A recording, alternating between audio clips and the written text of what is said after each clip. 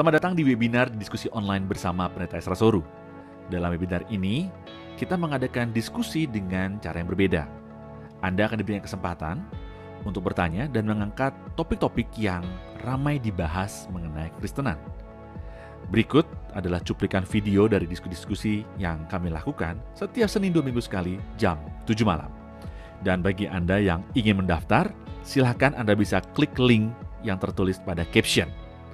Jangan lupa untuk klik dan subscribe YouTube channel Pijar TV.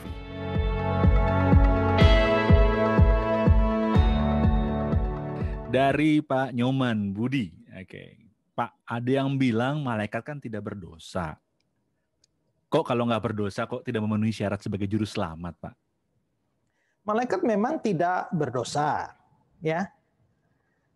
Karena malaikat tidak berdosa, maka Tuhan bisa saja menjadikan malaikat itu manusia. Kan tadi saya bicara syarat juru selamat adalah manusia, tapi tidak berdosa. Nah, kalau begitu malaikat aja jadi manusia. Bisa. Ya kalau hanya sekedar jadi manusia bisa. Lalu memenuhi syarat juru selamat, ya. Tapi nanti akan timbul masalah pada waktu tindakan penyelamatannya. Itu masalah. Kenapa? Karena kalau malaikat itu jadi juru selamat,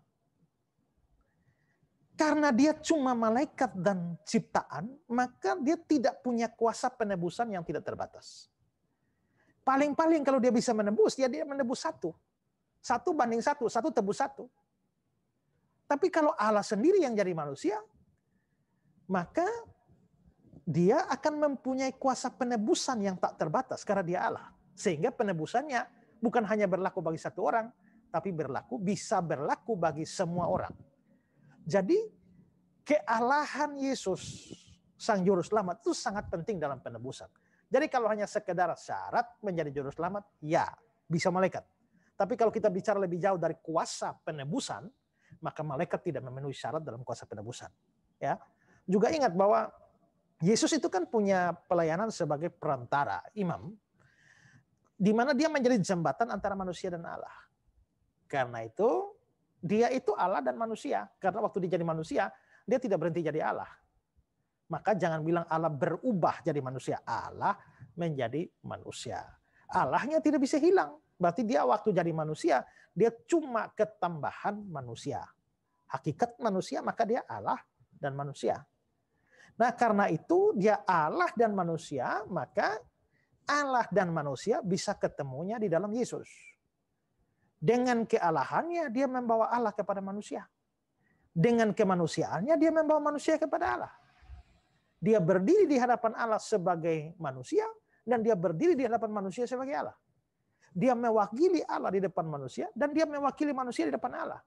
Jadi Yesus itu titik pertemuan antara Allah dan manusia. Dan bagaimana itu bisa terjadi kalau itu juru selamatnya malaikat? Tidak bisa, ya.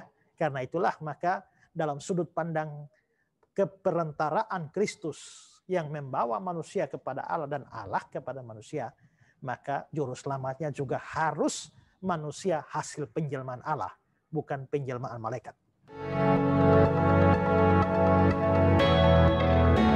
Terima kasih, saudara sudah menyaksikan cuplikan diskusi bersama Pendeta Esra Soru.